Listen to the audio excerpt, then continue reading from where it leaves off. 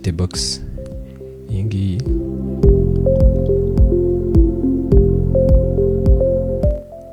Izi zikaba ari mikrofone za Godox za wireless. Godox ubusanzwe isanzwe dukorera equipment twifashisha muri photography ndetse na videography. Ibi nabyo akaba ari imwe mu bigize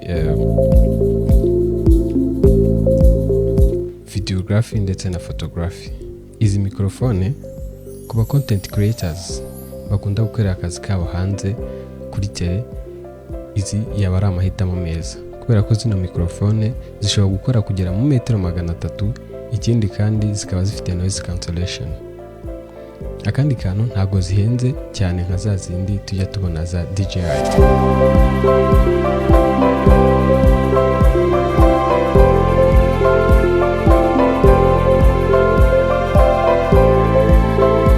Igihe rero uri gukorera video hanze nk'aba bandi njyamo navuga ku mazu cyangwa se bakora ama interview ndetse no ku mamodoka, izi ni amahitamo meza. Reka tuzifungure turebe ukuntu imbere bimeze.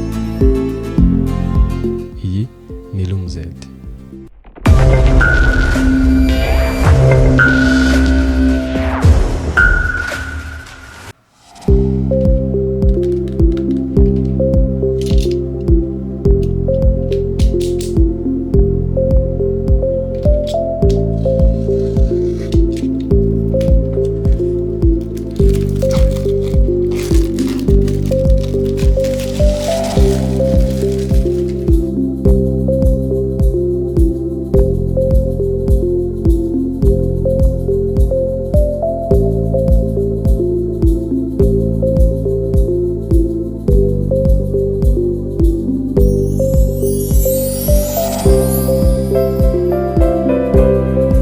Sangamo kano ga storage box kangaka, tugasangamo na buno bupapuro bwifashishwa kumenya uburyo zikoreshwa n'uburyo ziconnecta n'utundi tuntu.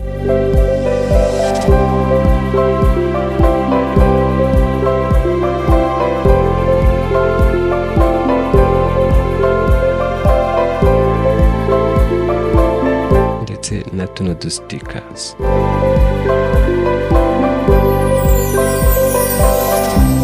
Iyo dufashe storage box tukayifungura dusangamo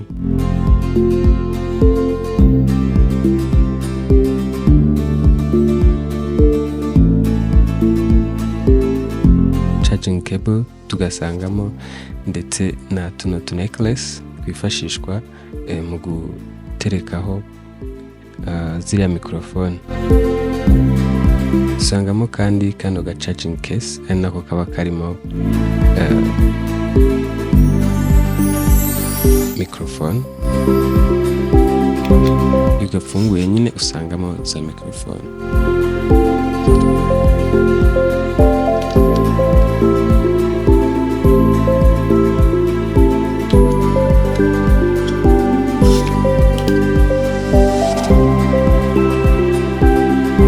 Gato cyane ku buryo kagereranywa na lipstick.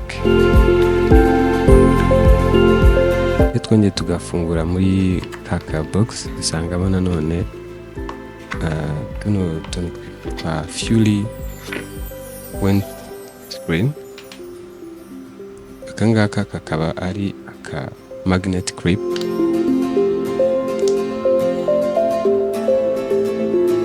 Iyo uri gukorera ahantu hari umuyaga ushyiraho tuno tu Fury windscreen,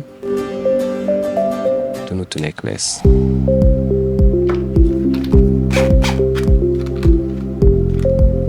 Box nuko nguko ibihagaze. Karatwarika neza ahantu hari hose wakajyana nta kibazo.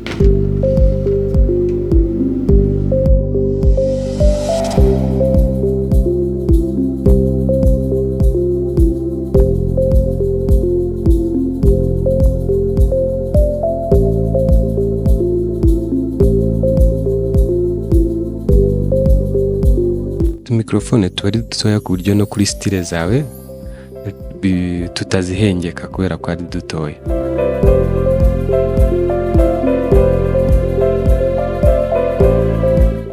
bashyiraho kariya ka mikorofone kuri turiya tu necklace. Hano ku ruhande hariho akabuto ukanda kugira ngo active noise cancellation. Ku bantu bakorera interview zabo hanze kuri tele, gukoresha zino mikorofone ni sawa cyane.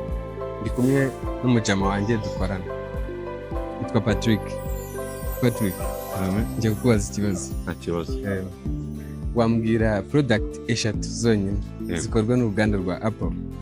Harimo iya mbere iPhone, iya kabiri ni iMac, iya gatatu ni iBook.